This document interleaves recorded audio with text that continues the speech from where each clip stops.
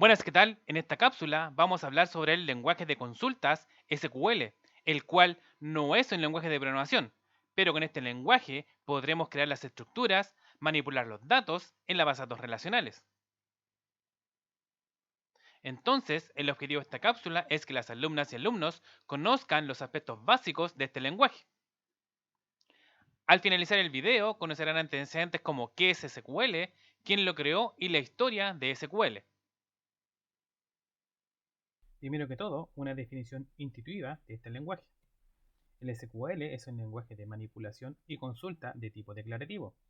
Es declarativo ya que indico qué es lo que quiero hacer, pero no cómo lo debo hacer. El cómo lo debe hacer lo revisa el motor de la base de datos relacional, ya que SQL es solo para bases de datos relacionales. SQL viene del inglés Structured Query Language, lenguaje de consulta estructurado. Es un lenguaje que nos ayuda a insertar datos, actualizar datos, es decir, podemos cambiar los datos, podemos borrar datos, y si almacenamos datos, podemos también consultarlos y crear estructuras para almacenar estos datos en bases de datos relacionales. Al interior del lenguaje SQL se divide en tres sublenguajes. Con el sublenguaje DDL, Data Definition Language, que significa lenguaje de definición de datos, con esto vamos a poder crear estructuras donde se almacenarán los datos. Esto se hace con la palabra reservada create.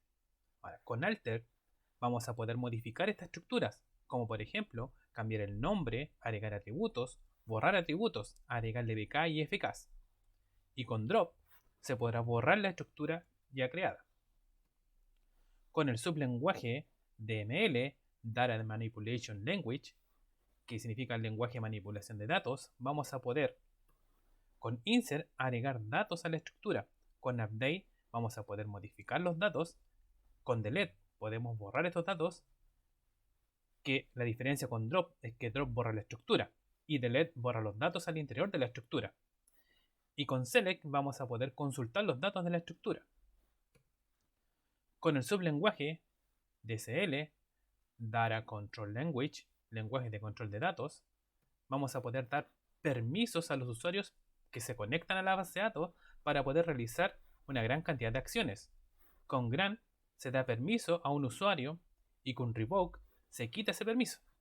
Los permisos son, por ejemplo, si se puede conectar a una base de datos, si se pueden insertar datos en una tabla, etc. Este último sublenguaje no lo veremos en esta cápsula.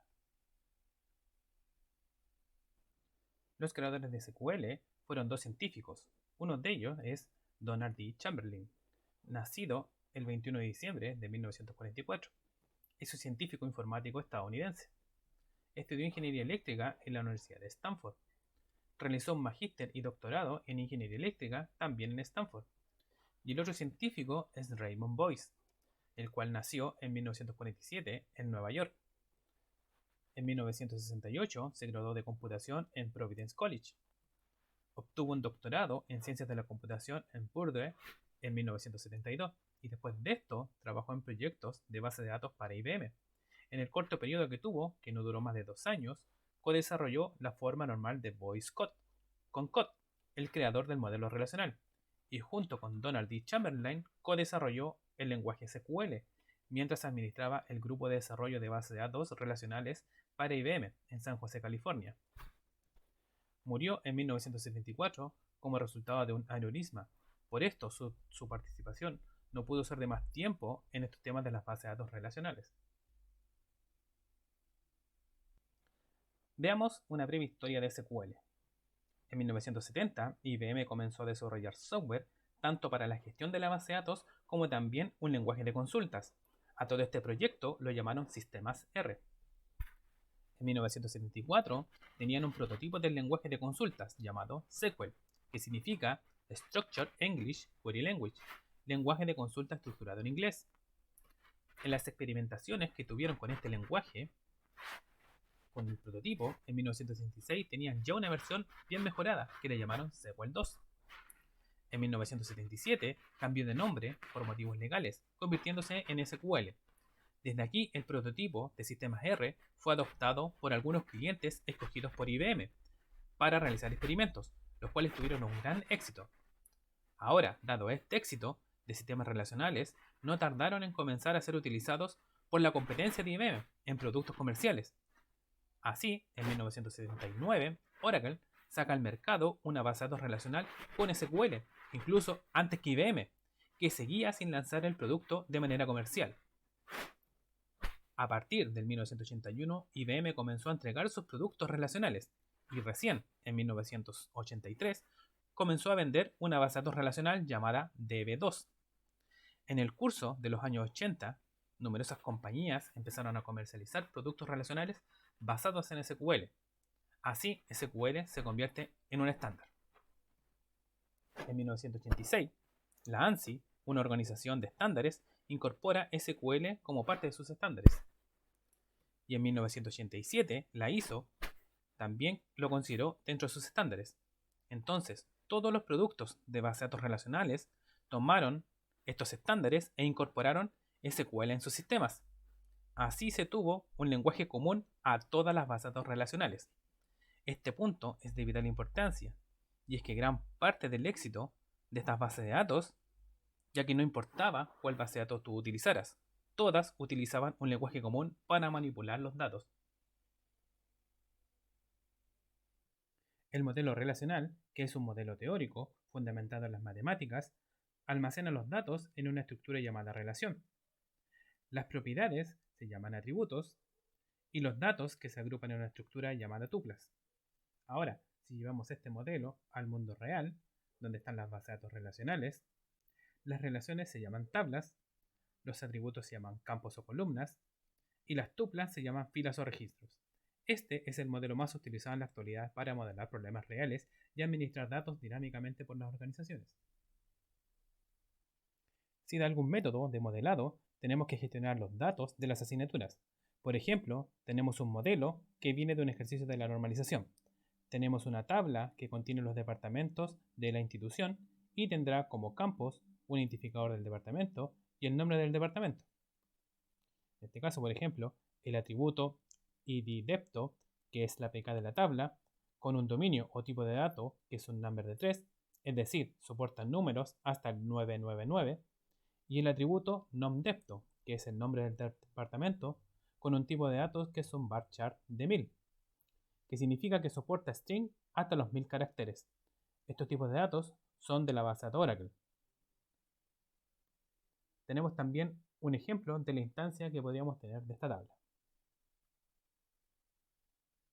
Por ejemplo, también tendríamos la tabla ASIC cabecera, que es una tabla donde están contenidas las asignaturas de la institución. Tenemos el campo code asignatura, que es la PK de la tabla, y su tipo de datos es un varchar 2 de 10. El campo nom asignatura, que es el nombre de la asignatura, y el IDDEPTO, que es el departamento al cual pertenece la asignatura, que es una FK de la tabla, que viene del adepto detalle que vimos en la anterior diapositiva. Tenemos también como ejemplo una instancia de esta tabla.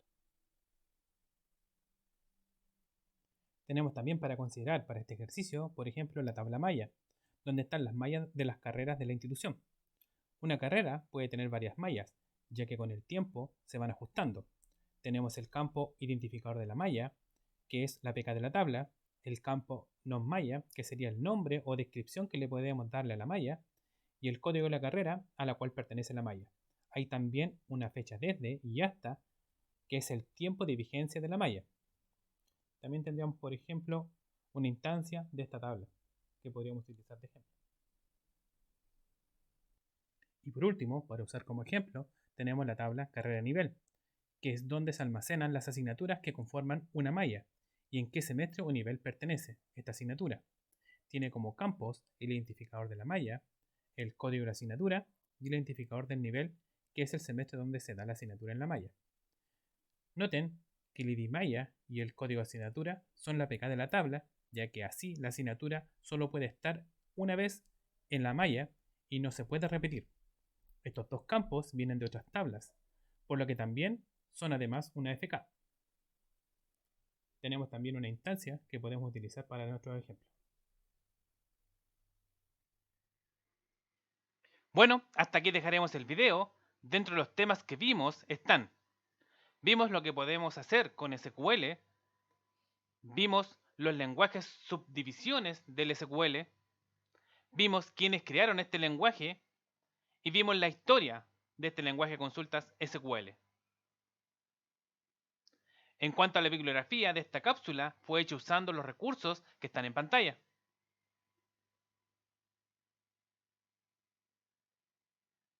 Bueno, esto sería la cápsula. Muchas gracias por verla.